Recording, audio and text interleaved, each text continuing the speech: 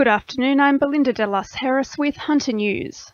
Police have confirmed up to 9 people have been arrested in the wake of rail protests attempting to block a trainload of coal between Maules Creek Mine and Kooragang Island this morning. They're expected to be charged with cause obstruction to railway locomotive and hinder police, among them 2 men aged 36 and 45 and 2 women aged 23 and 24.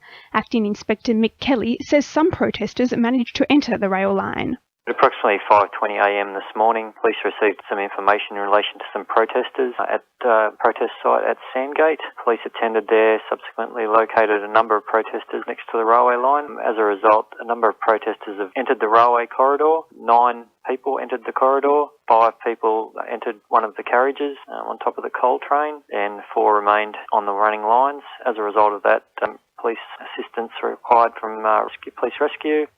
The stage is set for a marathon planning assessment commission hearing in Singleton this week into concerns about the proposed extensions of Mount Thorley and Warkworth coal mines. Around 89 speakers are registered to present verbal submissions at Thursday's hearing, to be held across an unprecedented 2 days from the Singleton Heights Diggers Club. Vice President of the Bulga-Milbrodale Progress Association, John Cray, says continued mining at the super pit would threaten residents' way of life. Topics will range from employment, the impact on the environment, social impact, noise and dust. The Health Department is recommending dust impacts on Bulga and other townships will be far too great. These areas should be preserved for wine, tourism and agriculture, not a devastating open-cut mine. Labor MPs have called for the Baird government to listen to the people of Newcastle on the back of yesterday's Rally for the Heavy Rail protest in the CBD. The protest was geared at fighting the truncation of the line set for Boxing Day. Newcastle MP Tim Crackenthorpe says he has serious questions about the legitimacy of the government's plans. Well, there's a lot of doubt over these because Section 99A of the Transport Administration Act says that you need an Act of Parliament to close a railway line. So we think the government needs to respond to that. And John Robertson's asked the Baird government to respond. We haven't had any responses yet, but we think it's in breach of the law.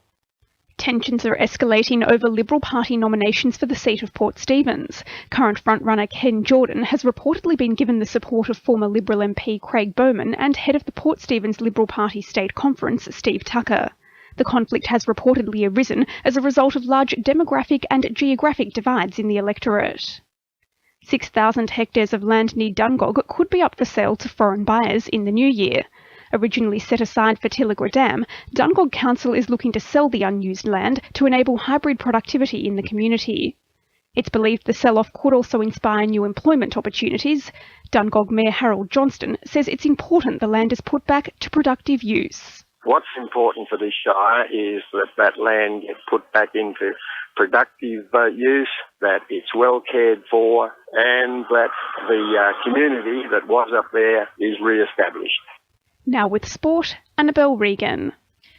Pressure on the Newcastle Jets defensive lineup is set to intensify ahead of Friday's Round 11 showdown with third-placed Adelaide United. It comes as captain Q Jaylings prepares to sit out of the clash, facing at least a 1-week suspension for a rough challenge on Glory's Scott Jameson in the last Friday's 2-1 loss to Perth. While a failure to capitalise on this week's home advantage against Adelaide would see the Jets become one of only 2 teams in A-League history to go without a win by Christmas. Former Australian board champion Alira Richardson is celebrating after becoming the only Hunter Surf lifesaver named in New South Wales' 24-person rep squad following the weekend's state interbranch titles. But her appearance failed to clinch Hunter a converted podium finish, with the team registering its 14th straight 4th placing. And 46-year-old Whitebridge multi-sports marvel Stu Adams has beaten the pain barrier to become the inaugural winner of yesterday's 7-kilometre June Dusters Sand Marathon in Stockton. That's sport. I'm Annabelle Regan. 2 in your RFM News Time is 12:08.